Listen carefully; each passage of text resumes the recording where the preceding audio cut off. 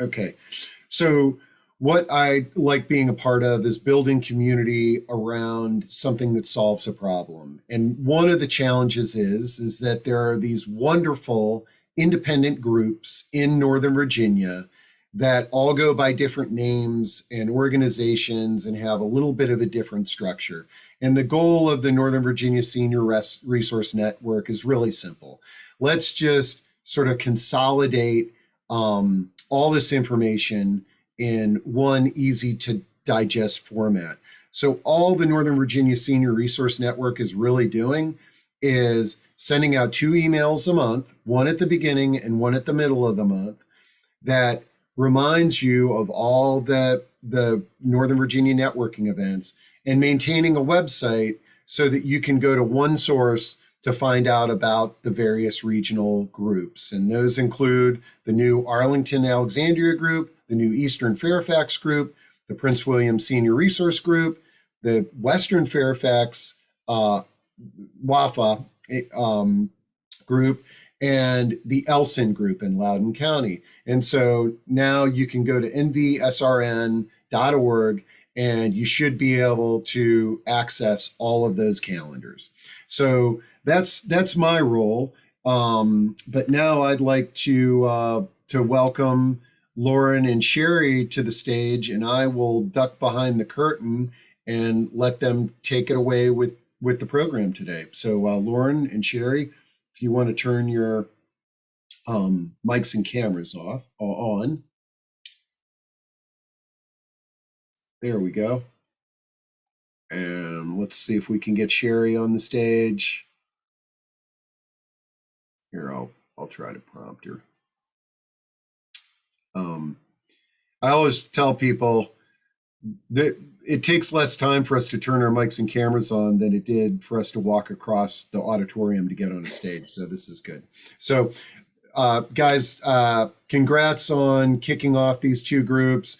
Really glad to be able to help you pull this off. And I'm hoping in the next couple of months, we can shift to live events, which I know is your intention with these new groups. So I'm going to duck behind the curtain. You'll probably hear my voice when I read questions to Kay, but let's have a good meeting. Oh, Sherry, you're on mute. Yeah, Sherry, unmute. There you go. Sorry. I'd much rather be doing this in person.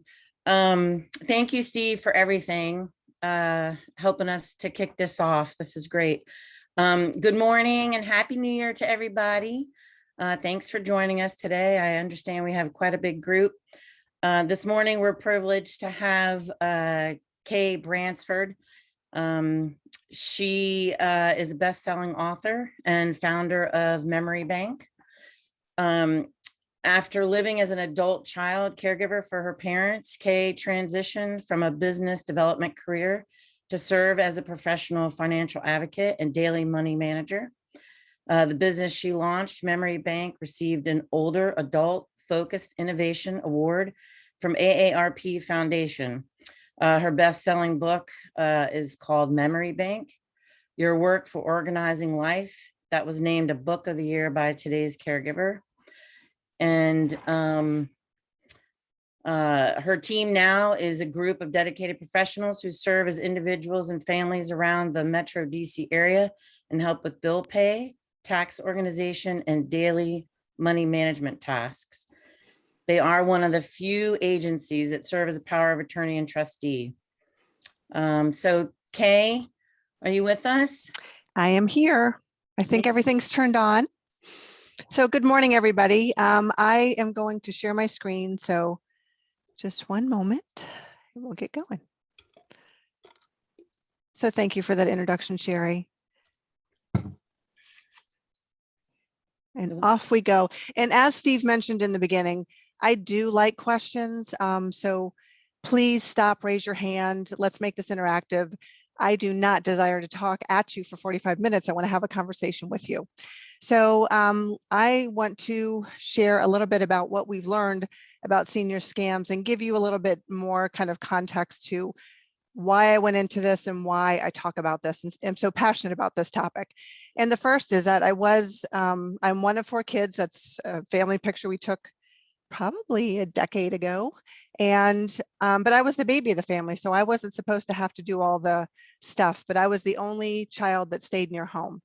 But what I did notice, because I had a very good relationship with my parents, was that their behavior with money and around money was changing.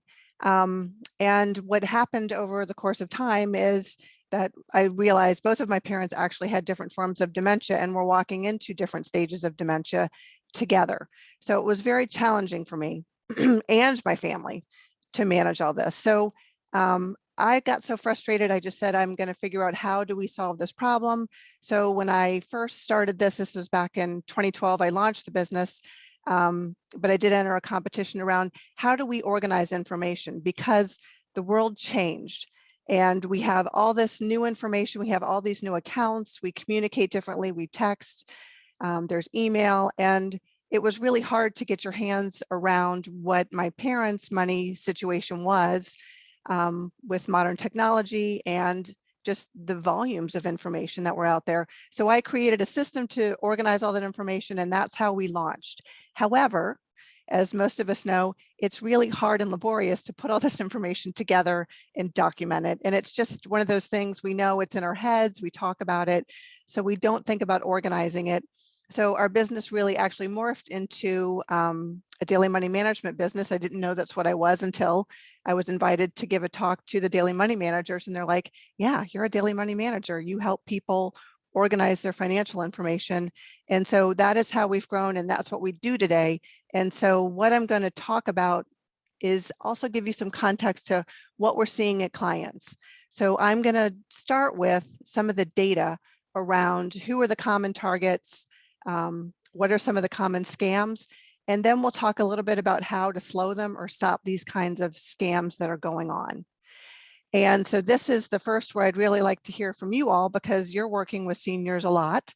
And I wanted to find out from you, what do you guys think? Who are common targets of senior scams? So do I have any thoughts from the group? All right. Okay, so folks, if you can respond in 2 ways. You could raise your hand if you wanted to say something about this, or you could type it into chat. Lindsay says someone with cognitive impairment. Any other thoughts on this? Anyone over 65? Ellen Pincus says anyone over 65. Nancy Garcia says no family. Joanne, Joanne Johnson says me. I get crazy emails and calls constantly. Kay, I see, people that are living alone and isolated. If people can identify them, they can oftentimes be a target. Let's see. Folks who answer the phone and have lots of magazine subscriptions. That's from Jane Euler. Yeah, those are all like fantastic thoughts. And you guys are seeing it, right? You're walking into clients, you're seeing this happening. So I want to walk through some of the studies that they've done about this topic. And in one way, I'm happy that I still have kids, I have a 24-year-old and a 19-year-old. So I also hear from them about what they're seeing, because it's not just older adults that are getting plagued by all these scams. So I'm going to share with you some data from 2 different reports that were done. This first one, Protecting Older Consumers, was done in 2018, 2019. It was the Federal Trade Commission doing a report to Congress. So they did studies on what was the average loss by age. And while a lot of people think that this is an issue that primarily hits seniors, it actually hits everyone. And it isn't just the isolated, but we have seen a lot more of that in our business with a lot of our single adults that are at home, especially during COVID times, and very isolated. So I wanted to share this data with you because it does show that, yes, people it's all ages. It's not just older adults that are getting tricked into these scams. And we'll talk a little bit about how they change based on who you are. But it also, what I thought was interesting is if you look at it about the amount of money. So, and some of it, I think probably goes to who has more money to give away. So the older you get, you have more means, and so you might be able to give more money away. So that's why the losses change as you get older. Then they also looked at what were the different fraud types. So what were people getting, convinced of doing, and how did they lose their money? And I mean, no surprise to I think many of us is the tech support scams. People are either clicking on something in their email, they're answering a phone call. But I also had my daughter bring this up to me. It was 2 months ago. Her friend sent her a note and said, "Oh my God, I'm going to get an extra refund. The IRS sent me a note and they want my bank account information." And my daughter's like, "Well, have you ever filed taxes?" She had not, but she thought she was going to be getting money from the IRS because she knew her parents did her taxes for her. And so she thought that somehow as an individual, she was going to get this surprise money. But it's not just older adults that are falling for these things. And we'll talk a little bit about the emotions around why people are falling for these scams. So I'm happy to share my presentation with you, and I can send you a link to this report as well, because it is really valuable information just to get familiar with some of these things. So that's by fraud type. And then they also did one specifically for adults over the age of 60. What were the payment methods that they were using? And one of the things that I believe with these reports, the two different reports I'm going to share with you, is it's based on people that report this information. So I know that we've walked into client situations and they've never reported it to the police. They're embarrassed. They don't want to share it. They just want to have it cleaned up. So a lot of this fraud never gets reported. And so when I look at this payment methods, where I see that wire transfers is the most amount of money in this report that the FTC did, I think it's because there's a witness and there's somebody else that was doing the movement of the money. So it was more reported than it would be if it was on your credit card or someone gave out the bank their debit card. A lot of people just don't report that because they're too embarrassed to share that information with someone else. Then I took a quick look at a contact method because we brought up, many of you had suggested, I believe, and because we're getting them. The phone is the #1 way that people are getting in touch with individuals over 60. They're not super familiar with the technology. I had listened to a podcast. And I'll talk about that a little bit, this podcast, The Perfect Scam by AARP Foundation. And it was a woman, and this has happened actually to a friend of mine's mom, fell for this over her daughter, where it was the kidnapping scam. And the woman was actually on the phone with these individuals saying they kidnapped their daughter for 4 days. She had no idea how to use a phone and text at the same time. And so they went through all of her savings over the 4 days. It was a horrific experience, but it's just interesting that they know how to use the lack of information about how to use the technology against those people that they're targeting. And so technology is one of the ways, and the phone is a big leading avenue to get to these individuals and their money. So I'm going to jump over to another report that was done by the Better Business Bureau. They used to do an annual scam tracker report. I haven't seen any recent data during COVID times, but I think a lot of this is going to change. But I wanted to share this because it shows that by age, the kinds of scams that people fall for vary based on where they are in their life. So it's not just really about education or smarts or where you live or what you know, but a lot of it might be who you are and how you are at the time that they get in touch with you. So if you look through the different ages, you can see the different types of scams. And again, tech support for those over 50 is the #1. And then as we see this a lot too, and family and friends is actually a huge issue with older adults. Either they're single or they have adult children who feel that that money is somehow their money or they're going to be getting that money. So we'll talk a little bit about that more. And this last is a very big graph. And again, as I said, I'll share this with you because it goes through how much do people lose in these different scams, like home improvement scams, and what's the median age and the sex of the individual that's falling for these scams. So I think most of us assume and believe a lot of times it's older women. And if you look at the Better Business Bureau report, and this could be, you know, who reports it to the Better Business Bureau, a lot of it is males. Like, I was really surprised because the only time I hear these stories about romance scams, it's usually a woman telling the story. But actually the romance scams number 7 was mostly men that were falling for the romance scam. So I find all that information surprising.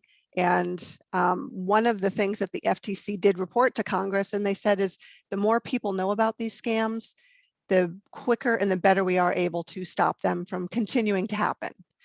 But the reality is that it isn't so much your education, your age, your technology, or your lack of technology, is that they're getting you in a vulnerable moment. They're finding these individuals at a time, and it doesn't matter who they are, it matters how they are. And so I think that's what has scared us the most and made us, I guess we've been incredibly busy fighting different varieties of varied scams in the past year and a half, because people are so isolated. They are answering the phone. They answered it before, but now it's really their only avenue to talk to people outside of their domain because they've been isolated in their homes. So it's really not about who and how old you are or how much money you have or your education or where you live, but it's about the emotional state at the time of the encounter. When they get in touch with you, where are you? What are you thinking? How are you feeling? And so that's a huge portion of these scams, is really about the emotions of it, and not all those other factors that we think it's just a senior issue. It's not. It's really an everyone issue. And there's really 2 ways that the scammers come in. And Lindsay, you mentioned they target people who are vulnerable. And that is one of the things that research has found, is individuals that have some cognitive issues. Actually, there's kind of failure to be able to manage their money any longer, or having more financial mistakes, could be an early indicator of some type of cognitive problem that's going on. So those individuals are more vulnerable. What I found with my own parents was, and I found this with clients over and over again, is they don't realize how many times they're giving to different charities. So they're continuing to give because they don't remember the last time they gave to them, and they feel an obligation. It feels good to write that check. So they can target those kinds of people where they do have some vulnerability. But they also will manipulate people into a different emotional state, and it could be either positively or negatively. And this next graph was from AARP Foundation, and they kind of break it down into, who are these individuals? What is the typical profile of a scammer? So you look at kind of the good egg, you know, I'm calling to help you with your interest rates, or I want to extend your car warranty. So they're calling to offer you something that's positive.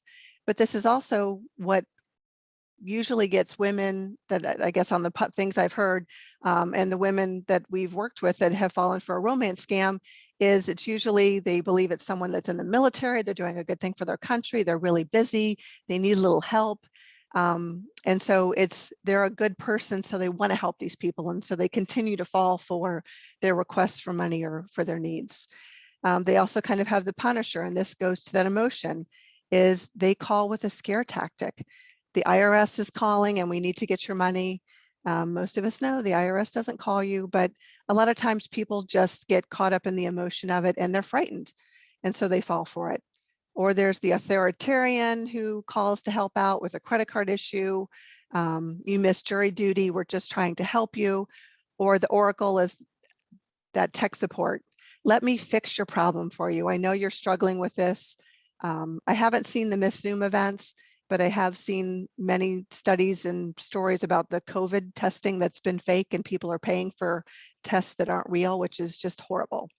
So I wanted to just give you kind of some information around the topic and the research that's been done on it. But I do want to talk through a couple of the things that we've been seeing over the past, 5 years, very, very popular. Hey, Kay. Yes. Mm-hmm. Thought I'd read you a few of the questions, sort of comments The Joanne Johnson says, why do so many people answer phone calls from unknown callers?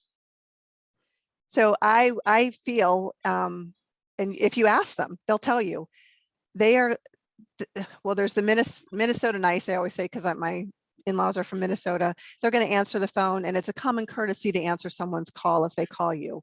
However, we have a lot of people that are isolated in their home, and the phone is the only way that they're having contact with the outside world. So it's exciting to get a phone call. I have sat with clients and the phone's ringing and we're having a conversation, but they can't help themselves. They want to answer that phone. So it's a connection to the outside world. It's learned behavior. It was exciting to get a phone call. We didn't have all these other methods of communication. So I think it's exciting. So I guess that's my perspective on why so many people answer the phone, even though we keep saying, and you'll see it in a slide later, don't answer the phone. Yeah, no, I can see that completely.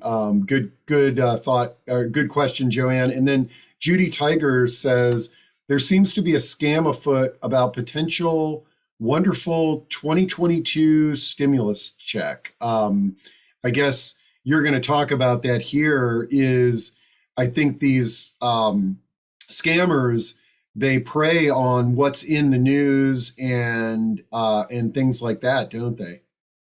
They do, and that's a really good point, because it's kind of goes to the stories you hear about romance scams too, is they'll use what's in the news to validate what they're telling you. So you feel like there's validation and it must be true because the news told me this is happening. So they actually get the byproduct of information coming from a trusted news source, and they're calling to help you get to that information.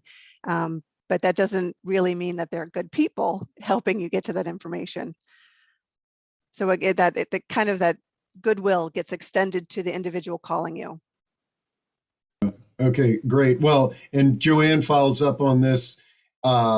Speaking of COVID tests, I'm suspect of a current offer to have tests sent to you. So this is interesting because this is something where there's this government program where you can have the free COVID test sent to you, and you can really see where a scammer is going to take advantage of that, and we have to be doubly careful. And you probably have some tips on how, when you receive something, to make sure you know that this is, like Amazon. You always think that you're going to an Amazon site, but you're actually going to a scam site. Yeah, and I mean, I think we all struggle with this and we all try to verify those things. And the point about the COVID test is very timely because the website just dropped yesterday, right? So it dropped, we started looking into it, and we're actually calling our clients to say, we will call and help you get your COVID test sent to you in your home. You don't need to do anything. So we're trying to reach out to the people that we serve to let them know about that and to make sure they don't end up on a faulty site. But I think there's two things, these COVID tests, like it's going to be so easy for someone to say, it's going to be faked and it's going to say you need to pay a shipping. And so people will put down a credit card for it. You don't have to pay for it. It's a free service. You should never have to give money. And in a similar vein of that is, it used to happen a lot more frequently, is people that would go get missing money. Missing money had, there were a variety of providers that will call you and say, I found money for you, but you need to give me 10%, 30% of what we get for you. You should never have to pay to get back your own money. So people just don't know what they don't know. So it's always good to educate someone. Or if we as a senior facing professional can say, hey, the COVID tests came out, can I get those to you? Is that something I can help you with? Or, you know what, go check missing money for the clients that you serve and see if you can find money for them and help them go get those old accounts. So there's things that we can do in working with our clients to help prevent this, because it's hard to tell them everything and educate them on all these different options. Great. Okay, back to the presentation. Okay. Okay, great. Thank you for the questions. Please bring them in. So I kind of wanted to talk a little bit about the things that we've been seeing. And the number one thing that drives me mad is Apple support phone calls or links in emails.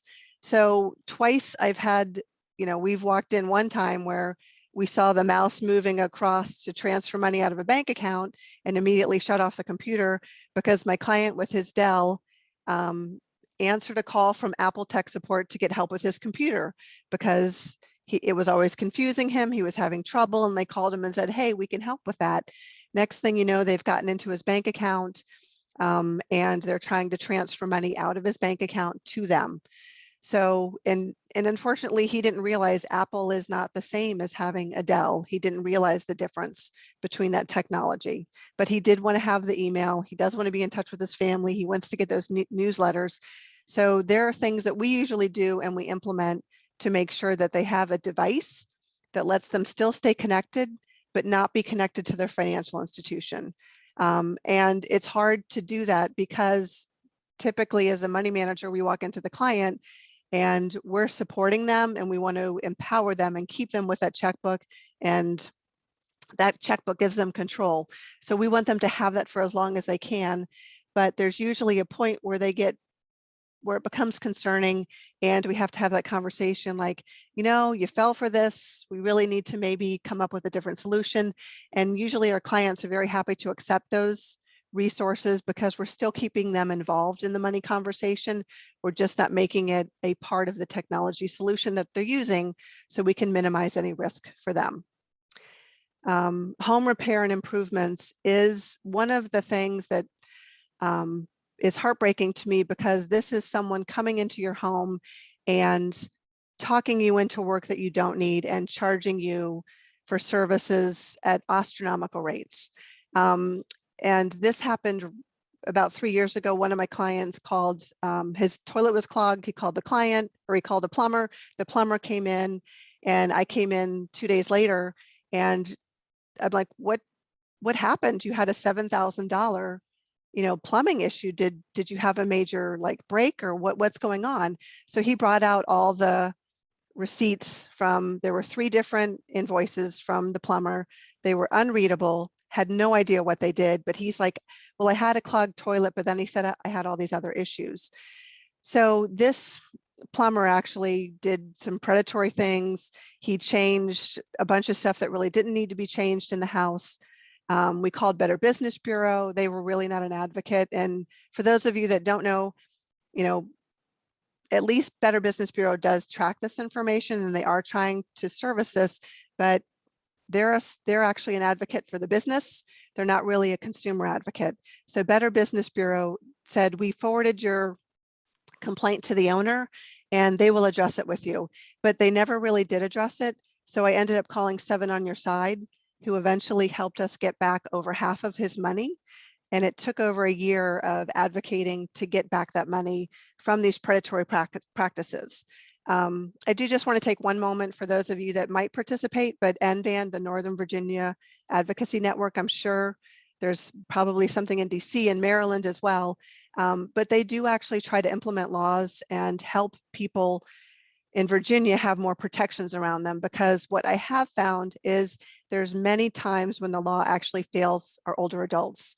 And in this instance, like I know Maryland actually has a predatory pricing practices. So that plumber could never have done this in Maryland because what he performed in the house were unreasonable. They were unreasonable charges. And Virginia doesn't have that kind of legal structure to protect our older adults. So anyone that has a passion for that, I'd love to have a conversation with you because I just haven't had time to follow up on it. But there are some things that we just don't have the legal teeth to actually go after some of these poor people in our community that are preying on seniors.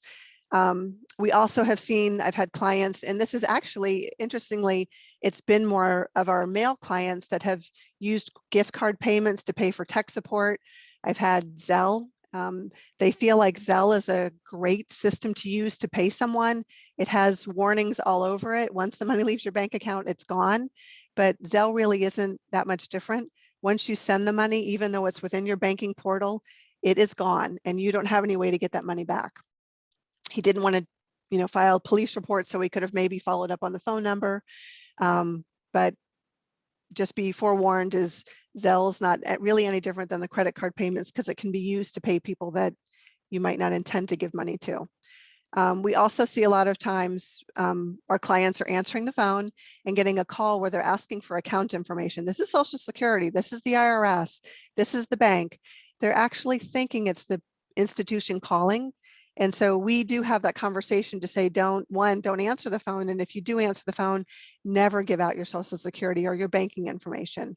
However, it happens. And so there's ways to recover from it. But that is a very common tactic, and more often than not, people are falling for it because it seems like a reasonable request to them at that time based on their emotions and where they are. I would say the romance scams and power of attorney fraud is something that we typically get called in after it's occurred.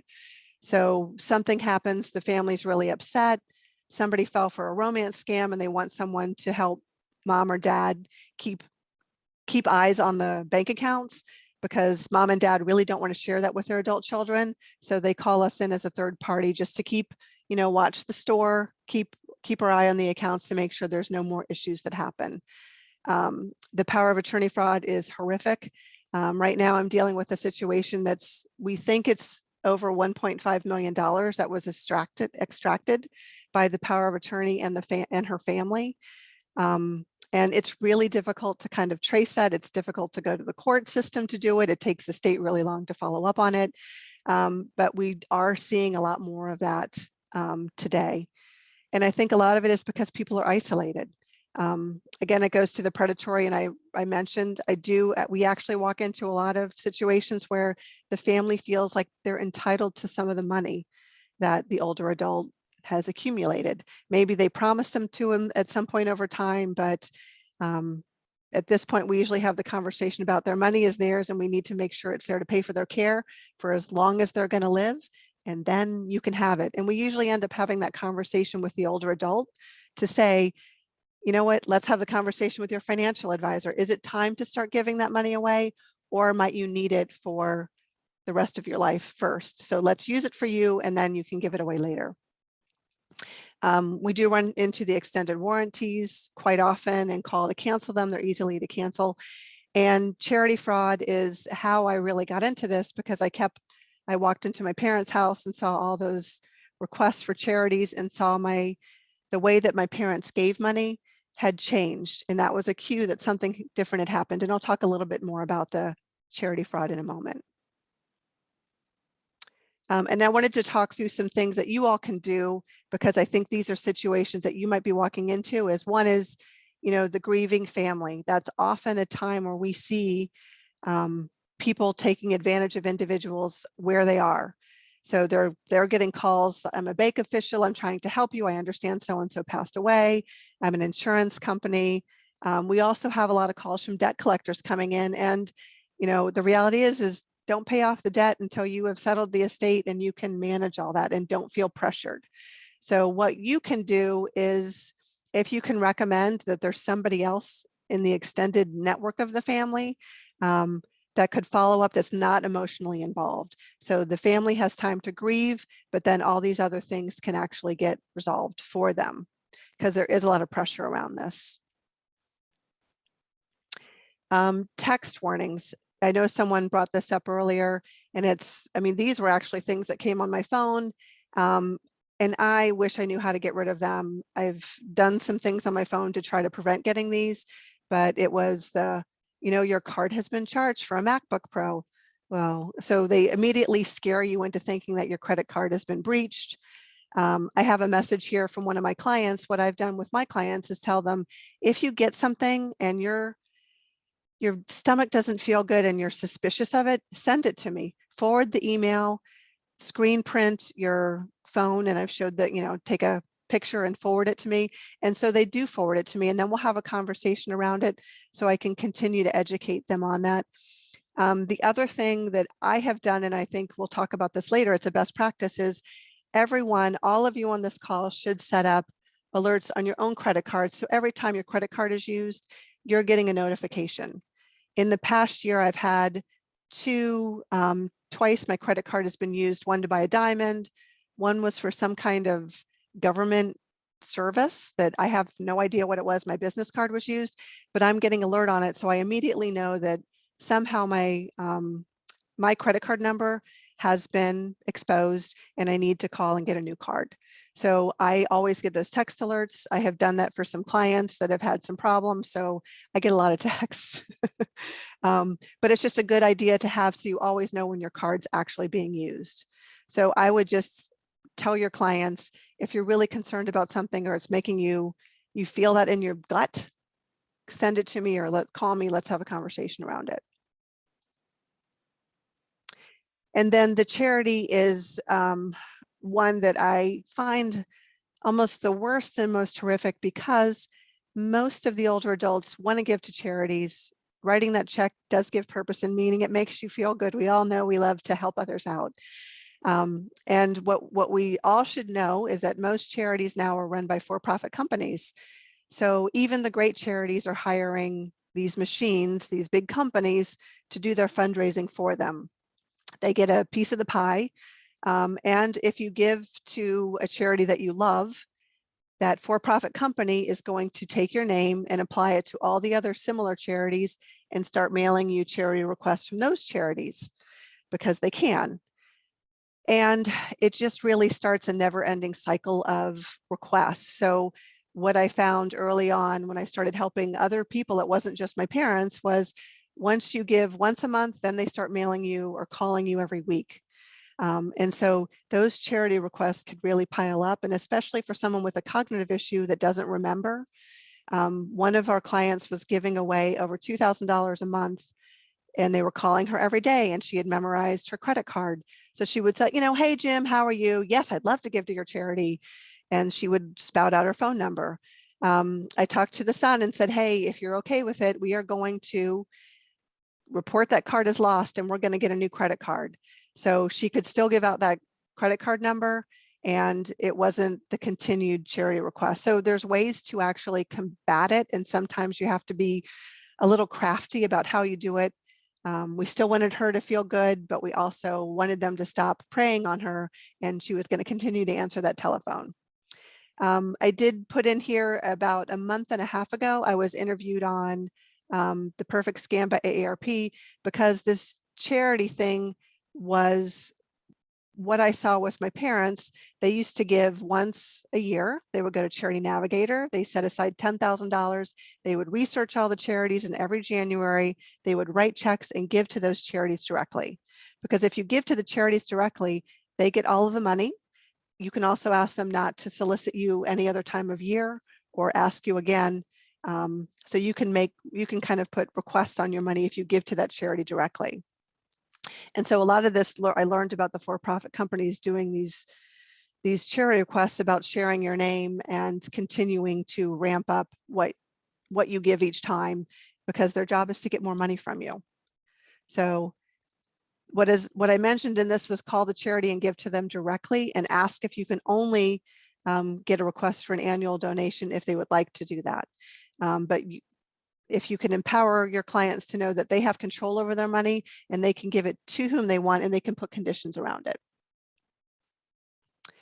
And I wanted to share this because I think because this is a networking group, and many of you have heard me talk about the Senior Dream Team, I love these kinds of networking events because it really does take all of us to actually help the seniors in our community to address all of their needs. I can help them pay their bills and manage some of those affairs, but I can't manage their health. And so I work a lot with aging life care managers, and a joint client that we had, she had just visited and she sent me a text and say, hey, I walked in and there was a really tall pile of charity requests at so-and-so's house. So I just called and said, hey, I'm just following up on our appointment next week. I'm going to be there. Is there anything you want to find, you want to talk about? And she was like, oh my God, yes, I have all these charity requests. So I could actually tell her, well, a lot of your charity requests you move to have your financial advisor distribute directly to the charities. Oh, that's right. I'd forgotten about that. And I said, but when I come next week, let's walk through them and see if there's other charities that you want to give to. So I give them a way to address these things. They want to look at them, they want to read it, they want to be involved, and they want to participate in their community. But we also want to protect them from getting and turning on the mail faucet, because that one charity request will turn on the mail faucet. I included this because it kept coming up in some of these reports was how often survivors of natural disasters fall for or are preyed on. Fortunately, we don't have this very often, so we don't have to worry about it as much, but I spoke to it a little bit earlier about how vendors that walk into older adults' homes sometimes use these tactics. I have actually seen and know that within the plumbing industry, one of the companies has different price sheets based on your zip code and based on your age, which is horrible, horrible. Shouldn't be able to happen, but there's really no way to prove that or to stop it. But there are some tactics out there and people will prey on older adults. So I guess if we're going through these kinds of, if we do have an event, there is this price gouging, there could be insurance fraud. And so this also applies a little bit to COVID, in some ways, is we do have people saying, I can help you get your COVID money. So how do we help our clients? So one is, don't feel pressured to immediately act. If you're feeling pressure to act, then it's probably not a true and good or fair or reasonable request that someone's making of you if you have to do this quickly. And I have this little summary that's from the National Insurance Crime Bureau, because they actually talk a little bit about when all these things happen. They're showing up after the disaster. They do use the scare tactics. They pressure people into these contracts. They don't have references and they want money right away and they want it up front and then they never show back up. So a lot of us talk about these people as I've referred to them as the woodchucks. Like trees come down and they do go through the neighborhoods and they'll ask for a deposit and they never show back up to actually cut down the tree. So that's just another way that fraud comes in. This happened to me yesterday. I was calling to follow up on an invoice that I gotten. And it was a 1-800 number and I misdialed a number. And when they answered, I realized they didn't actually say it was the place I was calling. So if you're making these calls, this is just another way scams can happen. They're kind of the 1-800 number, and they usually go right into, let me tell you about the special incentive. So just reminding people, even when you're making a call, make sure you're calling the right place that you're intending to call, because there are a lot of lookup offers. So the how. So one of the things in this FTC report that I shared with you earlier was you're less likely to fall for a scam if you've heard of the scam. So anytime you can share with a client or have a conversation about what you've seen, gosh, did you hear the story? Just making a conversation around it is a good idea to just continue the conversation and open up the dialogue about it. I was happy to see the FTC does have a whole criminal liaison unit, and they look, if you read this report, it's kind of fascinating to see all the Medicare offers on the websites they found, the tech support program. So it's so easy for people to get fooled into Googling something and finding them on the web. The website looks great and real, but they're actually not true or valid things. It's not, the cream's not going to make you younger. I wish it was. I guess someone referred to it as hope in a bottle. But they even had one where people were giving money for land in Belize, and it was over $1 million that they built out of a variety of older adults within the past few years, or credit card and interest rate deductions. Once they get that information from you, they will sell it and use your credit card in ways that you don't want it to be used. So one, knowing about it is one way to prevent these things. The second is really to reinforce that don't answer the phone. And I know it's so hard, but understanding why they're answering the phone is a good idea. It's good to understand, like, I recognize you want to answer the phone, but maybe, reminding them if the caller's not in your phone book, don't answer it. Let it go to voicemail. It's important. I know you've all probably told your clients this, and it just doesn't sink in, and they want to answer that phone because it's a habit. I've added to my iPhone, the newer versions have the ability to silence unknown callers. So I tell people, like, please give me your mobile number if we're going to have a phone call, so I can put you in my phone, or you're going to go to voicemail and I'll have to call you back. You can also use the apps like No More Robo, or even many of the phones come with those features where it says spam risk. So they're getting better at it, but it's still not perfect. And it's kind of funny to see how many times we get a text from our phone provider that's obviously a scam. You think they'd be able to prevent scams forging their identity, but they don't. So don't answer the phone. I think another good tool that we have that many of you probably already know about and use is the TrueLink card for credit. So instead of them having a credit card that they're walking around that can get exposed or can be used, it's basically a pre-funded debit card that you can put controllable protections on it. So the one client that always sends me the text he gets, he loves to buy things internationally. And I told him, we're not going to buy any more stuff internationally because they're taking your phone and your email and they're just killing you with all of these spam offers. And so we had to get a new email account, and he's continuing to get these text requests that are just bogus. So in that instance, we blocked international purchases for him. But you can turn off things like alcohol or gambling or cash, debit, ATM request. You can also get alerts on the spending. So if they're spending using that card, you get notified every time it gets used. And you can give, if they have a live-in caregiver, they can have it for limited use to go get groceries or different things that they might need to use to support the person that they're caring for. So this might be a great for families. I usually recommend, we can implement it and we can manage it for you, or the family can actually have this and give it to the older adult, or they can give it to the caregiver that's in the home every day. And I'm going to just give you, I think, some habits that we can all adapt so that we don't have these problems as we continue to age and get better. Setting up those text alerts. So on bank accounts, if you can maybe, and this is something I've done with some of my clients, is we set up text alerts for any large withdrawals. And this was actually a request that was suggested for people that were part of the kidnapping scam, is they live alone and no one knows if they would be draining their bank account. Is there someone who they could send text alerts to if there are large withdrawals coming from their bank account? So that might be something that you can implement or suggest to a client to implement on their account. As I mentioned, I get text alerts on every transaction that hits my credit card, and I recommend just having that habit of doing it.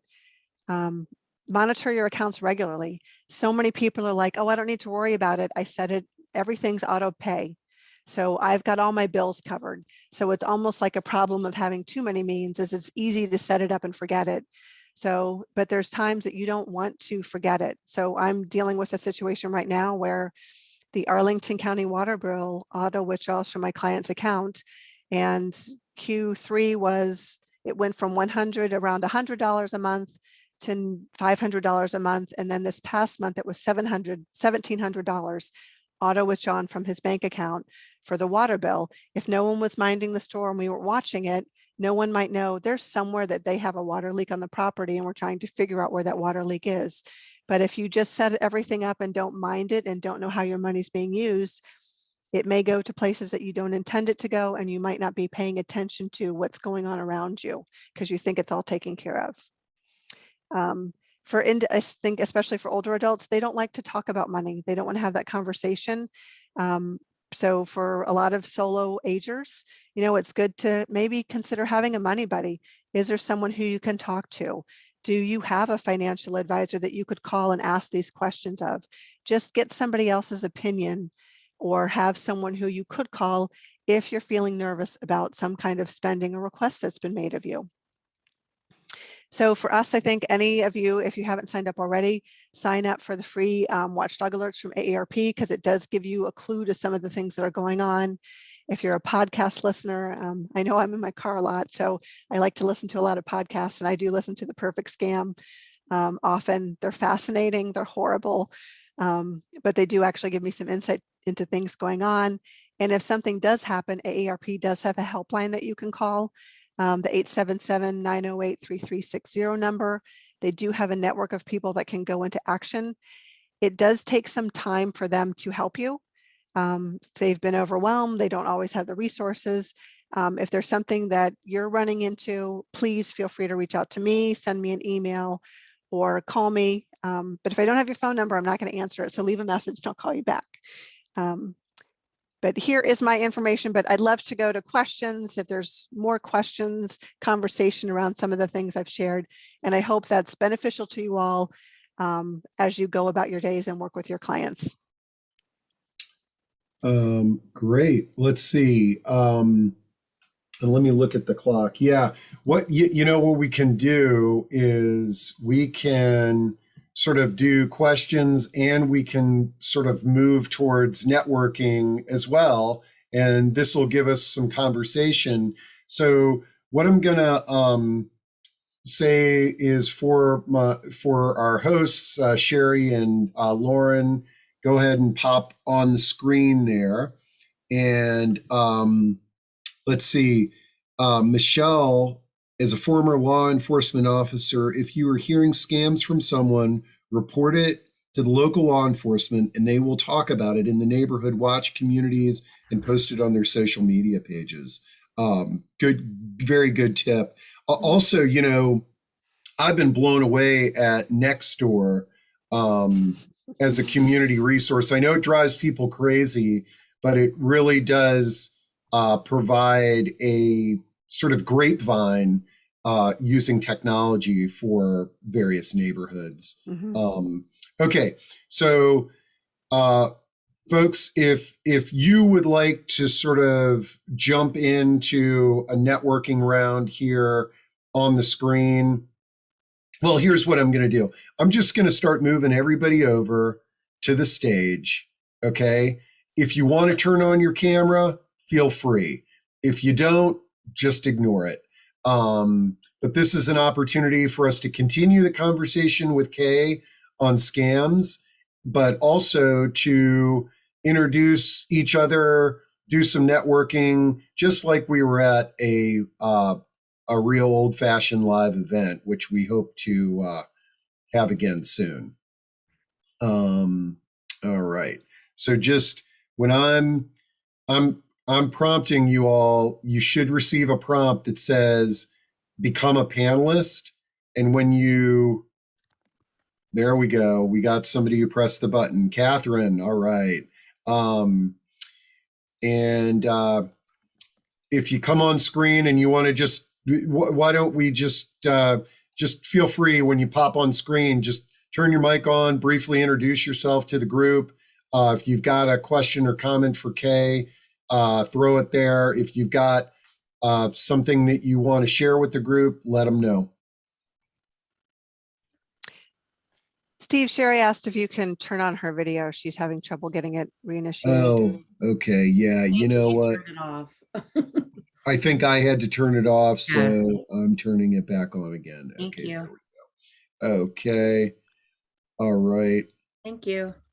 Yeah. I just want to say thank you, Kay. I actually was almost a victim twice of scams. I was sent an email from a neighbor saying she was out of town and wanted to get a birthday gift for a friend of hers who was suffering from stage 4 cancer, and could I get this $300 gift? So I looked online and, finally I wrote back and said, well, do you also want me to deliver flowers or balloons? And I never heard back. And I was like, I know this neighbor, and of course I would help her, but my husband was like, really? You fell for this? So I appreciate all of this great information. And I'm Adele, I'm a senior move manager. I work with seniors in helping them declutter, making their house safer if they're staying at home, or if they're moving, I can orchestrate the whole move. So I am definitely going to do things differently for myself, Kay. So I'm going to just mention real quick, because I think that's a good point, Adele. One is always try to phone verify before you do that, because I've actually gotten that from a client and I was like ready to go. I'm like, oh God, of course I've go get the credit card for your nephew. But I called her and I'm like, what's going on? Why are you texting me this? Or why? It was an email. I'm like, I think your email got breached. So always phone verify. Yep. So it's not just seniors. Oh no, it's everybody. It's easy to make that mistake. And phone verification, the other thing that that I went to a training program, it's if you reply to the email, but don't send the email, look at the email. 9 out of 10 times the email is either has nothing close to what your neighbor's email was, or it's modified slightly. And the same with websites. You get some kind of offer and you think it's from Amazon, and then you look at the website and it might say to Amazon and it's misspelled incorrectly. These guys are brilliant at their deception. Let's see. We got some panel members. Hey, let's spotlight Lauren Perea there. Lauren, you got a new job. Why don't you tell us about your new job? Hi, yes, Happy New Year. What a great way to start the new year. So great to see everybody. I'm going to be happier to see you in person, but we'll do this for now.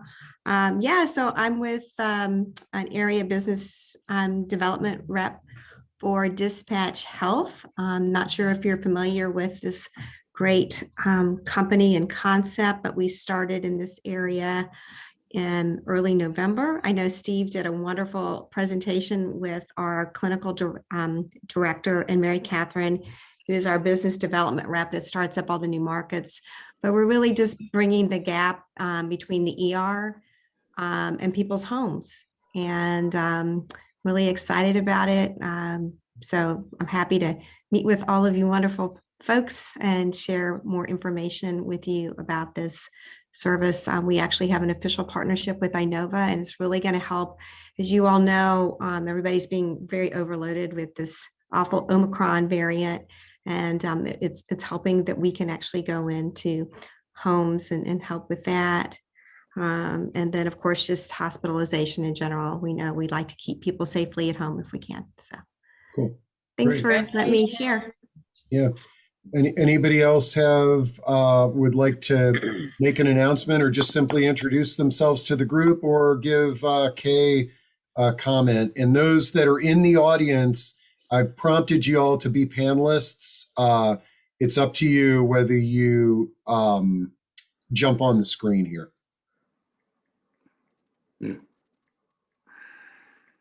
Hey, Steve, I'll go ahead because I didn't introduce myself at the beginning. So for those of you that I don't know, I recognize a lot of faces here. So welcome again. But I'm Lauren Wester. I direct the Arlington Alexandria Senior Resource Group that also falls under Steve supporting us. So I'm very thankful to be here today with Sherry Reed. I am Business Development Director for Sunrise Senior Living, and looking forward to a wonderful 2022.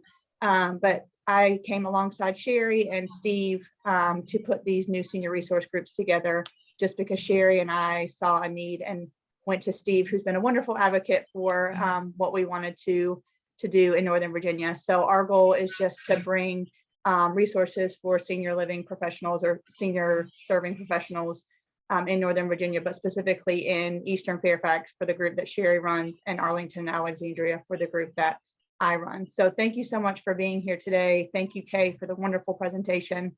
And then I will also share, and I'll throw this in the chat as well, but Sunrise of Falls Church in the heart of Falls Church has a drive-through cocoa and coffee bar coming up on the 31st.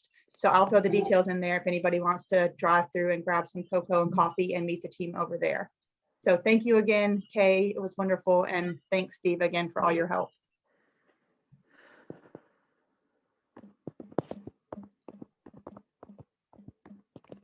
Anybody else want to go? Go ahead and go.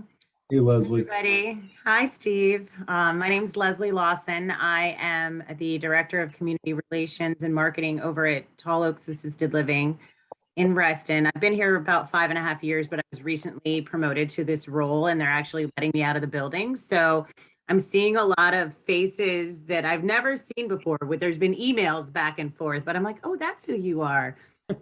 I'm looking forward to getting out and meeting you guys, in person when we can, but I'm grateful for this opportunity to at least put faces to names and introduce ourselves. I too wanted to thank Kay I lived with my dad for the past 7.5 years. And, these scams are just out of control. And he was really pretty with it. But, we all can get caught by them. I remember I got a call and it turned out to be okay, but it just jumped into, depending on what you said, your mental state of mind, like where are you in that moment is so relative to whether or not you get caught up in these things or not. But I had my credit card had expired at the storage unit when I moved home with dad. All my stuff went there, and there was new ownership. They were calling to A, introduce themselves, and B, let me know my credit card had expired. So they needed my new credit card number. And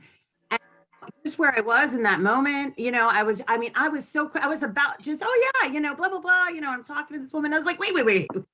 I don't know you. I was like, hold on, I'm going to call you back at the store, and if you answer, then we know this is right. But there was that brief moment where, it lucked out. It really lucked out. But I was busy and it was this, and it all made sense because I had to do that for some credit card, that was expiring for some other stuff. And we can all get caught at any age. And I think really it's that education and reminding people, constantly that this is, this is here, and be wary. And then I just wanted to invite you guys. We're doing an event virtually with Steve, partnering with the Source Book on February 10th, featuring Susan Ironic. It's called I Love You, Now What Do I Say? It's a virtual event. I'm going to put in the chat, I'll put the page to find out all the information and register. But please share. Thank you. Great. And then Lindsay, you got your virtual hand raised. I always forget to look at those things. I'm learning after 2 years of Zoom. Good morning, everyone. Lindsay Bajpai from Insight Memory Care Center. And at Insight, I focus on helping families in the early stage of the disease. So I really appreciate Kay's presentation today, because this is certainly something that those with mild cognitive impairment or early stage dementia and their families are dealing with all the time. And so I do want to invite all of you to look into some of Insight's services. Specifically, I wanted to mention our Reconnections program, which is both meeting in person in Fairfax, but also there's a virtual option program for people with early stage dementia to really build that social network with each other and challenge their mind and challenge their body, and give them some structure in their day, and also starting to connect them with some resources beyond their family. So Lindsay from Insight Memory Care Center, and hope to be in touch with many of you. Can I just jump in and say one thing for the Insight Memory Care and your Reconnections program is I have many clients that are the spouses of members of Insight, and it has been a huge resource to the family members because they don't have someone to talk about what's it like to have this happen to your spouse. So thank you so much for all that you guys do. It's fantastic. Thank you, Kay. Great. I am also a great fan of Insight. I went to a lot of their workshops when I thought my mother, who had dementia, was going to move in with us, and they really helped me relate to her in a much better way. All right. Well, let's see. Marquita, you got your hand raised. Well, since Lindsay already introduced herself, I'll go ahead and introduce myself as well. I'm also from Insight. I'm Marquita Brown. I'm the Outreach and Support Coordinator. And I just wanted to briefly talk about what we're doing in our department, outreach and education. And so there's a lot of new programming coming up, one of which is the SHARE program that's been with us for a while. It's an evidence-based program that we utilize for early stage as well, but with the goal of creating a plan to move, go forward, whether that be aging in place, looking at different opportunities in terms of looking at preferences for care, bringing the family around as an option. And so if you have any questions about that particular program and just need some support with the individual that is in early stage, they can really articulate what they need, and having them rally around a program that they have a counselor that they can really work with to make that plan work for the future, definitely contact me as well. And then as a FYI to come, we do have a support group facilitators training coming up. It's a series where a lot of you probably have been, kind of targeted as someone to facilitate, different support groups for your communities. And so if you need some extra support in how to start a particular support group, what is needed, group dynamics, that's more to follow on that.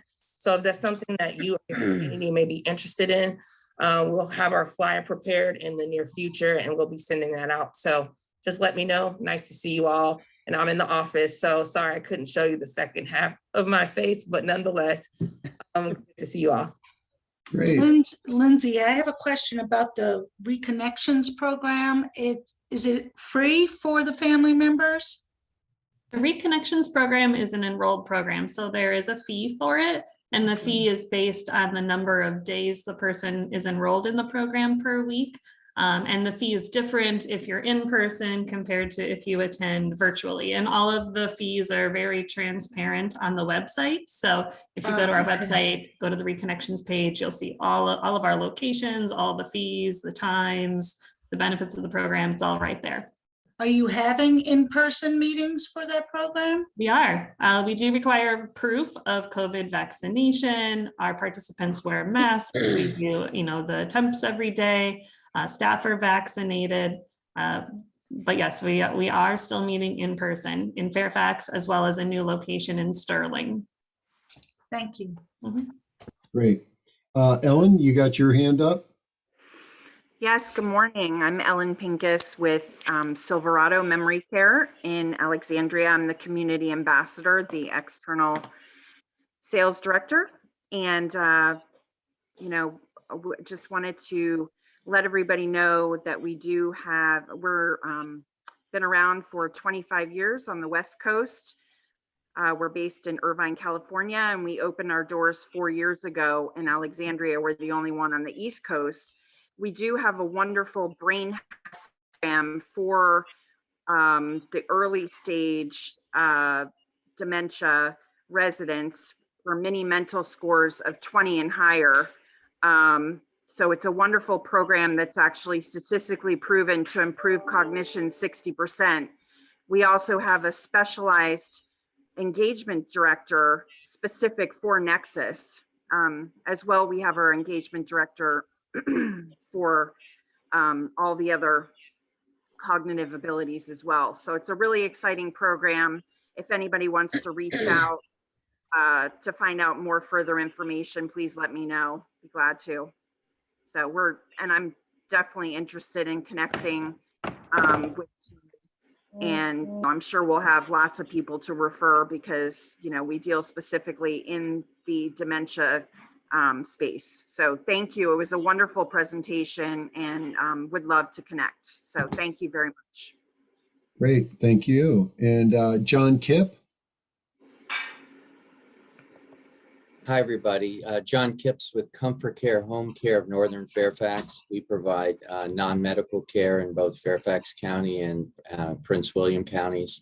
Kay, just want to say again, thank you for the presentation, very timely. We've had certain clients that have been at least attempted scams. I don't know of any of the clients that actually the scam went all the way through, but family members at some point stepped in and prevented things like the tech support was one, and another one was the home maintenance. They were actually trying to convince one of our clients to tear up her whole driveway and repave it because it had some cracks in the asphalt. So fortunately that was stopped before it happened. But again, thank you, very timely. Great. All right. Well,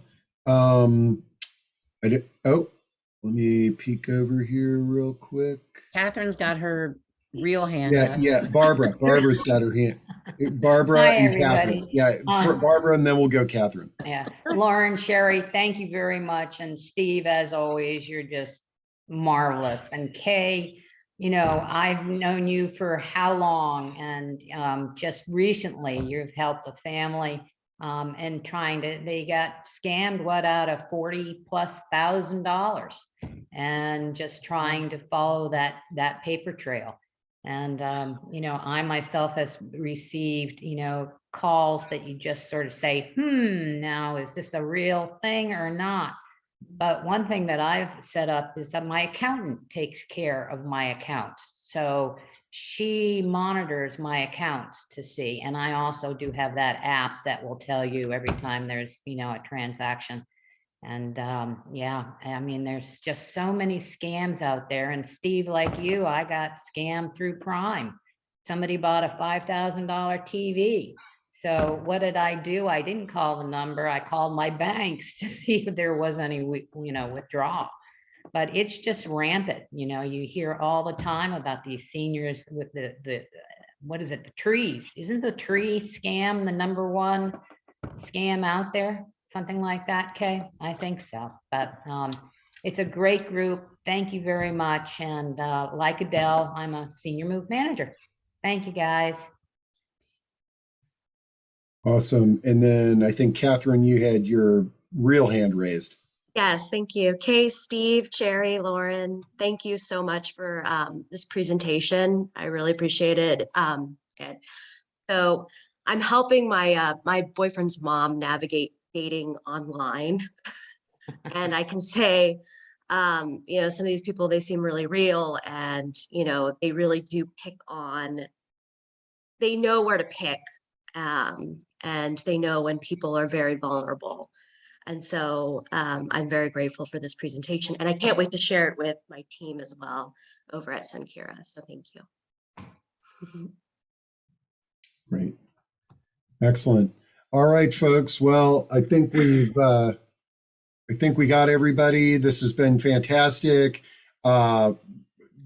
This meeting will transition sooner or later to live, and then hopefully we can bring this collaboration together and really promote all the groups in Northern Virginia for providers. So I'll copy the chat. I'll get the recording up, and I'll make sure that everybody gets an email that when it's posted live. Hey, Steve, just one more thing too. I just want to share with everyone. The Arlington Alexandria Senior Resource Group is going to meet virtually again next month, just out of safety for everyone. But our meeting will be February 16th at 9 a.m. If you want to register, go to the website that Steve has set up. So it's www.nvsrn.org. I think he's going to throw it up on the screen, and it'll be in the email as well. But be sure to register there for that meeting. We'll have another speaker and networking as well. Yeah, and I just wanted to, I'm not sure everybody knows the way it's set up, but as of right now, Eastern Fairfax will do 1 month, and then Arlington Alexandria will do the next month, and then we'll do a joint together, kind of a mixer thing, the third month of every quarter. That's the way we have it set up now. And I wanted to thank Heidi Jarvis for talking with Kay about speaking today. I wanted to thank Nancy Garcia, Jane Euler, and Rachel Gilbert for all the help that they've put into this this group so far as well. Thank you. All right, everybody, folks. have a great day. Thank you. We'll see you. Okay. Bye, everybody. Bye. Be safe.